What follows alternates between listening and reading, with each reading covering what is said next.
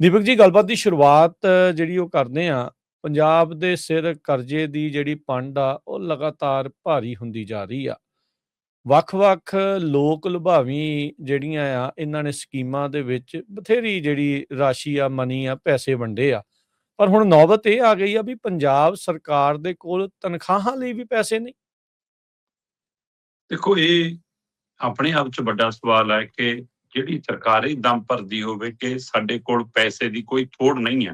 ਹੂੰ। ਜਿਹਦੇ ਵਿੱਤ ਮੰਤਰੀ ਤੋਂ ਲੈ ਕੇ ਮੁੱਖ ਮੰਤਰੀ ਤੱਕ ਤੇ ਸੁਪਰੀਮੋ ਕੇਜਰੀਵਾਲ ਤੱਕ ਗੁਜਰਾਤ ਤੱਕ ਜਾ ਕੇ ਗਾਉਂਦੇ ਹੋਣ ਕਿ ਦੇਖੋ ਜੀ, ਅਸੀਂ ਤਾਂ ਇਮਾਨਦਾਰੀ ਨਾਲ ਖਜ਼ਾਨਾ ਵੀ ਭਰਤਾ, ਅਸੀਂ ਤਾਂ ਜੀ ਆ 10 ਲੱਖ ਦਾ ਬੀਮਾ ਵੀ ਕਰਾਤਾ ਜੀ, ਉਹਦੇ ਲਈ ਵੀ ਪੈਸੇ ਰੱਖੇ ਨੇ ਜੀ, ਅਸੀਂ ਤਾਂ ਜੀ ਲੋਕਾਂ ਦੇ ਖਾਤਿਆਂ 'ਚ ਬੀਬੀਆਂ ਦੇ ਪਾ ਤੇ ਗੁਜਰਾਤ ਜਾ ਕੇ ਤਾਂ ਇਹ ਗਣਾਤਾ ਕਿ 1000 1500 ਦੇਤਾ ਜੀ। ਅਸੀਂ ਤਾਂ ਜੀ ਹੜ੍ਹ ਵਾਲੇ ਕਿਸਾਨਾਂ ਨੂੰ ਕੇਂਦਰ ਕਨੀ ਤੱਕੇ ਨਹੀਂ ਜੀ, ਅਸੀਂ ਦੇਤੇ ਜੀ, ਹੈ ਨਾ ਜੀ। ਅਸੀਂ ਤਾਂ ਬਿਜਲੀ ਮੁਫਤ ਦੇ ਰਹੇ ਹਾਂ ਜੀ, ਸਾਡੇ ਤਾਂ ਬੱਸਾਂ 'ਚ ਸਫ਼ਰ ਮੁਫਤ ਹੈ ਜੀ। ਸਾਰਾ ਕੁਝ ਕਰਕੇ ਜੀ ਸਾਡੇ ਕੋਲ ਖਜ਼ਾਨਾ ਇੰਨਾ ਲਵਾ ਲਵਾ ਜੀ ਕਿ ਇਹ ਇਮਾਨਦਾਰੀ ਨਾਲ ਹੋਇਆ। ਮਤਲਬ ਇਹ ਇੱਕ ਦ੍ਰਿਸ਼ ਜਿਹੜਾ ਸਿਰਜਿਆ, ਉਸ ਨੂੰ ਮੂੰਹ ਚੜਾਉਂਦੀ ਆ ਇਹ ਖਬਰ, ਜਿਹੜੀ ਇਹ ਦੱਸਦੀ ਆ ਕਿ ਭਾਈ ਮੁਲਾਜ਼ਮਾਂ ਨੂੰ ਤਨਖਾਹਾਂ ਤਾਂ ਸਮੇਂ ਸਿਰ ਦੇ ਨਹੀਂ ਹੁੰਦੀਆਂ। ਅੱਜ ਜਦੋਂ ਆਪਾਂ ਗੱਲ ਕਰ ਰਹੇ ਹਾਂ, ਸਾਡੇ ਭਾਰਤੀ ਸਮੇਂ ਅਨੁਸਾਰ 9 ਤਰੀਕ ਚੜ੍ਹ ਗਈ ਆ ਤੇ ਇਹ ਵਿੱਤੀ ਵਰੇ ਦਾ ਪਹਿਲਾ ਮਹੀਨਾ ਹੈ। ਤੇ ਜੇ ਸ਼ੁਰੂਆਤ 'ਚ ਇਹ ਹਾਲ ਆ, ਸਾਲ ਕਿਵੇਂ ਲੰਘੂਗਾ? ਚਾਹੀਦਾ ਤਾਂ ਇਹ ਸੀਗਾ ਕਿ ਪਿਛਲੇ ਸਾਲ ਦਾ ਹਿਸਾਬ ਤੁਸੀਂ 31 ਮਾਰਚ ਨੂੰ ਨਿਬੇੜ ਕੇ ਆਉਂਦੇ, 31 ਮਾਰਚ ਤੱਕ ਸਾਰਿਆਂ ਦੇ ਖਾਤੇ ਤਨਖਾਹਾਂ ਪਾਈਆਂ ਹੁੰਦੀਆਂ। ਚਲੋ, ਫਿਰ ਵੀ ਜੇ ਆਪਾਂ ਮੰਨੀਏ ਤਾਂ 2 ਤਰੀਕ 3 ਤਰੀਕ ਤੱਕ ਅੱਬਲਵਾਂ ਤਾਂ 1 ਜਾਂ 2 ਤਰੀਕ ਨੂੰ ਸਾਰੇ ਮੁਲਾਜ਼ਮਾਂ ਨੂੰ ਤਨਖਾਹਾਂ ਪੈਨਸ਼ਨਾਂ ਮਿਲ ਜਾਂਦੀਆਂ ਨੇ ਸਰਕਾਰੀਆਂ ਨੂੰ। ਪਰ ਇਹ 8-8 9-9 ਤਰੀਕ ਹੋ ਜਾਵੇ ਤੇ ਅਜੇ ਤੱਕ ਤਨਖਾਹ ਨਾ ਮਿਲੇ ਤੇ ਫਿਰ ਤੁਹਾਨੂੰ ਪੁੱਛਿਆ ਜਾਵੇ ਤੁਸੀਂ ਕਹਿੰਦੇ ਕਿਉਂ ਜੀ? ਨਹੀਂ ਜੀ, ਪੈਸੇ ਦੀ ਕੋਈ ਕਮੀ ਨਹੀਂ, ਉਹ ਛੁੱਟੀਆਂ ਆ ਗਈਆਂ ਜੀ ਵਿੱਚ, ਤਕਨੀਕੀ ਮਸਲਾ। ਕਦੀਆਂ ਛੁੱਟੀਆਂ ਪੰਜਾਬ 'ਚ ਆਈਆਂ? ਦਿੱਲੀ ਕਿਉਂ ਨਹੀਂ ਆਈਆਂ? ਹਰਿਆਣੇ ਕਿਉਂ ਨਹੀਂ ਆਈਆਂ? ਹਿਮਾਚਲ 'ਚ ਕਿਉਂ ਨਹੀਂ ਆਈਆਂ? ਉੱਥੇ ਸਾਰਿਆਂ ਨੂੰ ਸਮੇਂ ਸਿਰ ਕਿਵੇਂ ਮਿਲ ਰਹੀਆਂ? ਫਿਰ ਤੁਸੀਂ ਤਾਂ ਕਹਿੰਦੇ ਸੀ ਸ਼ਰਾਬ ਤੋਂ ਇੰਨੀ ਆਮਦਨ ਹੋ ਜਾਣੀ, ਤੁਸੀਂ ਕਹਿੰਦੇ ਸੀ ਰੇਤ ਤੋਂ ਇੰਨੀ ਆਮਦਨ ਹੋ ਜਾਣੀ, ਤੁਸੀਂ ਕਹਿੰਦੇ ਸੀ ਖਜ਼ਾਨੇ 'ਚ ਕੋਈ ਕਮੀ ਨਹੀਂ, ਸਾਡੇ ਕੋਲ GST ਦੀ ਆਮਦਨ ਬਹੁਤ ਵੱਧ ਗਈ।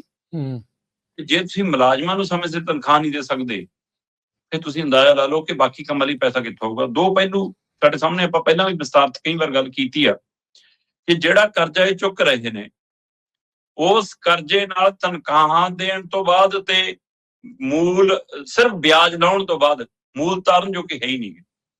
ਤੇ ਕਰਜ਼ਾ ਅਸੀਂ ਪਿੱਛੇ ਨਾਲੋਂ ਵੱਧ ਚੁੱਕੀ ਜਾਂਦੇ ਹਾਂ। ਐਵਰੇਜ 4200 ਕਰੋੜ ਦਾ ਕਰਜ਼ਾ ਹਰ ਮਹੀਨੇ ਚੁੱਕ ਰਹੇ ਆ। ਆ ਵਿੱਤੀ ਵਰੇ ਦੇ ਪਹਿਲੇ ਹਫ਼ਤੇ ਇਕੱਲੇ ਹਰਪਾਲ ਚੀਮਾ ਜੀ ਕਹਿਣ ਲੱਗੇ 1500 ਕਰੋੜ ਦਾ ਕਰਜ਼ਾ ਲੈ ਰਹੇ ਹਾਂ ਅਸੀਂ 10 ਸਾਲ ਲਈ, 10 ਸਾਲ ਦੀ ਮਿਆਦ ਲਈ। 1500 ਕਰੋੜ ਤੁਸੀਂ ਪਹਿਲੇ ਹਫ਼ਤੇ ਚੱਕ, ਜਿਹੜਾ ਤੈਅ ਚੱਕਣਾ ਉਹ ਵੱਖਰਾ। ਤੇ ਪੰਜਾਬ ਦੇ ਸਿਰ ਤਾਂ ਕਰਜ਼ਾ ਵਧਣਾ ਹੀ ਵਧਣਾ। ਹੋਰ ਛੱਡੋ, DA ਦੇ ਮਾਮਲੇ ਦੇ ਵਿੱਚ 3 ਦਰਜਾ 4 ਦਰਜਾ ਮੁਲਾਜ਼ਮ ਅਦਾਲਤ ਚਲੇ ਗਏ ਜੀ। ਲਗਾਤਾਰ ਚੱਲ ਰਿਹਾ ਸੀ ਵੀ IPS IAS ਅਫਸਰਾਂ ਨੂੰ ਤਾਂ ਤੁਰੰਤ DA ਦੀ ਕਿਸ਼ਤ ਮਿਲ ਜਾਂਦੀ ਹੈ, ਜਿੱਦਾਂ ਕੇਂਦਰ ਵੱਲੋਂ ਹੁੰਦਾ ਜਦੇ ਦੇ ਦਿੰਦੇ ਨੇ, ਉਹ ਵੱਖਰੇ ਨੇ ਤੇ ਬਾਕੀ ਮੁਲਾਜ਼ਮ ਨਹੀਂ ਗਏ। ਫਿਰ ਅਗਲੇ ਕਹਿੰਦੇ ਵੀ ਸਾਡੀ ਵਾਰ ਨੂੰ ਐ ਕਿਉਂ ਹੈ, ਸਾਡੀ ਵਾਰ ਨੂੰ ਕਹਿੰਦੇ ਨੇ ਜੀ ਆਰਥਿਕ ਤੰਗੀ ਆ। ਉਹ ਅਦਾਲਤ ਚਲੇ ਗਏ। ਅਦਾਲਤ 'ਚ ਪੰਜਾਬ ਸਰਕਾਰ ਨੇ ਜਵਾਬ ਦਿੱਤਾ ਕਿ ਸਾਡੀ ਆਰਥਿਕ ਹਾਲਤ ਪਤਲੀ ਹੈ ਜੀ, ਸਮੀਖਿਆ ਕਰਕੇ ਅਸੀਂ ਤੈਅ ਕਰਾਂਗੇ। ਤੇ ਕੱਲ ਪੰਜਾਬ ਹਰਿਆਣਾ ਹਾਈ ਕੋਰਟ ਨੇ ਝਾੜਾ ਮਾਰਦਿਆਂ ਕਿਹਾ ਕਿ ਇਹ ਬਹਾਨਾ ਨਹੀਂ ਚੱਲਣਾ, ਆਰਥਿਕ ਤੰਗੀ ਤੋਂ ਮਿਲ ਜੇ IAS IPS ਨੂੰ ਮਿਲ ਸਕਦਾ ਤਾਂ ਇਹਨਾਂ ਨੂੰ ਕਿਉਂ ਨਹੀਂ ਦਿਓ? ਇਹਨਾਂ ਨੂੰ ਵੀ, ਇਹਨਾਂ ਜਿੰਨਾ ਵਾਧਾ DA ਦਾ ਉਹ ਦਿਓ ਇਹਨਾਂ ਨੂੰ। ਸੋ ਹੁਣ ਉਹ ਤੋਂ ਬਾਅਦ ਦੇਖਣ ਵਾਲੀ ਕਹਾਣੀ ਹੈ ਕਿ ਹੁਣ ਇਹ ਕਹਿੰਦੇ ਜੀ ਅਸੀਂ ਕਮੇਟੀ ਬਣਾਤੀ। ਅਦਾਲਤ 'ਚ ਸਵੇਰੇ ਫੈਸਲਾ ਆਉਂਦਾ, ਸ਼ਾਮ ਨੂੰ ਕਹਿੰਦੇ ਅਸੀਂ ਕਮੇਟੀ ਬਣਾਤੀ ਜੀ, ਬਸ ਸਾਡੀ ਕਮੇਟੀ ਨੇ ਸਮੀਖਿਆ ਕਰਕੇ ਦੇ ਦੇਣਾ ਜੀ। ਕਿਵੇਂ ਦੇਣਾ? ਮਤਲਬ ਤੁਸੀਂ ਇਹ ਜਜਾਉਣ ਦੀ ਕੋਸ਼ਿਸ਼ ਕਰ ਰਹੇ ਹੋ ਮੁਲਾਜ਼ਮਾਂ ਨੂੰ ਕਿ ਅਸੀਂ ਦੇ ਰਹੇ ਹਾਂ ਤੁਹਾਨੂੰ। ਉਹ ਅਦਾਲਤ ਤੋਂ ਝਾੜਾਂ ਪਈਆਂ। ਸੋ ਇਸ ਲਈ ਜਦੋਂ ਤੁਹਾਨੂੰ ਹਿਸਾਬ ਕਿਤਾਬ ਅਨੁਸਾਰ ਚੱਲਣਾ ਹੀ ਨਾ ਆਵੇ, ਆਪਣੀ ਵਿੱਥ ਤੋਂ ਬਾਹਰ ਪੈਰ ਪਸਾਰੋਗੇ ਤਾਂ ਚਾਦਰ ਤੋਂ ਬਾਹਰ ਪੈਰ ਜਾਣਗੇ। ਤੁਸੀਂ ਆਪਣੇ ਖਰਚੇ ਨਹੀਂ ਘਟਾਏ, ਜਿਹੜੇ ਕਹਿੰਦੇ ਸੀ ਆ ਕਰੋੜਾਂ ਰੁਪਈਆ ਸਟੇਜਾਂ ਤੇ ਲਾਉਂਦੇ ਨੇ, ਜਿਵੇਂ ਤੁਸੀਂ ਲਾ ਰਹੇ ਹੋ, ਜਿਹੜੇ ਕਹਿੰਦੇ ਸੀ ਆ ਦੇਖ ਲਓ ਚੌਪਰ ਤੋਂ ਥੱਲੇ ਉੜਦੇ ਨੀ ਗੇ ਜੀ, ਚਿੜੀ ਦੇ ਪੰਜੇ ਜੋਗਾ ਪੰਜਾਬ ਜਿੱਡਾ ਪੰਜਾਬ ਹੈ, ਤੇ ਤੁਸੀਂ ਤਾਂ ਗੁਜਰਾਤ ਤੱਕ ਸਾਡਾ ਚੌਪਰ ਝੂਟੇ ਦਵਾ ਰਹੇ ਹੋ ਕੇਜਰੀਵਾਲ ਨੂੰ, ਹੈਨਾ। ਤੇ ਇਸੇ ਤਰ੍ਹਾਂ ਤੁਸੀਂ ਆਪਣੀਆਂ ਗੱਡੀਆਂ ਦੇ ਕਾਫਲੇ 40 42 ਗੱਡੀਆਂ ਕਾਫਲਾ ਮੁੱਖ ਮੰਤਰੀ ਸਾਹਿਬ ਤੇ ਉਹਨਾਂ ਦੇ ਪਰਿਵਾਰਕ ਜੀ ਲਏ ਫਿਰਦੇ ਨੇ, ਤੇ ਫਿਰ ਖਰਚਾ। ਸੋ ਇਸ ਲਈ ਤਾਂ ਬਹੁਤ ਛੋਟੀਆਂ ਉਦਾਹਰਨਾਂ ਨੇ। ਸੋ ਕੁੱਲ ਮਿਲਾ ਕੇ ਪੰਜਾਬ ਦੇ ਸਿਰ ਤੇ ਕਰਜ਼ੇ ਦਾ ਬੋਝ ਖੁਦ ਇਹਨਾਂ ਨੇ ਆਪਣੇ ਬਜਟ 'ਚ ਦੱਸਿਆ ਕਿ ਜਦੋਂ ਇਹ ਵਿੱਤੀ ਵਰਾ ਮੁੱਕੂਗਾ 4.5 ਲੱਖ ਕਰੋੜ ਨੂੰ ਹੋ ਜਾਣਾ। 4.47 ਲੱਖ ਕਰੋੜ ਦਾ ਖੁਦ ਆਪਣੇ ਬਜਟ 'ਚ ਦੱਸਿਆ। ਤੇ ਜਦੋਂ ਕਿ ਇਹ ਤੋਂ ਵਧਣ ਦਾ ਅੰਦਾਜ਼ਾ ਤੇ ਉਸ ਨੂੰ ਘੱਟ ਕਰਨ ਦੀ ਕੋਈ ਤਜਵੀਜ਼ ਕੋਈ ਨਹੀਂ ਹੈ। ਤੇ ਇਹਦਾ ਮਤਲਬ ਜਿਹੜੇ ਤੈਅ ਖਰਚੇ ਨੇ ਤੁਸੀਂ ਜਦੋਂ ਉਹੀ ਨਹੀਂ ਪੂਰੇ ਕਰ ਪਾ ਰਹੇ ਤੇ ਨਵੇਂ ਕੰਮ ਕੀ ਕਰੋਗੇ?